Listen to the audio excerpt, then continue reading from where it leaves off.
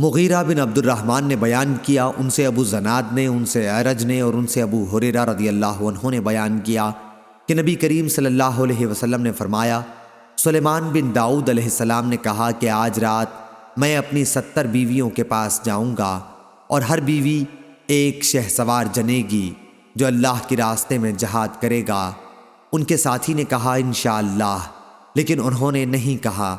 चुनाचा किसी बीवी के यहाँ भी बच्चा पैदा नहीं हुआ, सिर्फ एक के यहाँ हुआ और उसकी भी एक जानिब बेकार थी।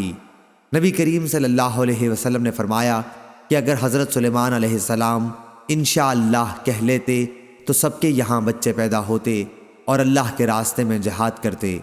शुएब और इब्ने अबी ज़नाद ने बजाय 70 के 90 कहा है और यही बयान ज़्यादा सही है। सही बुखारी हदीस नंबर 3424।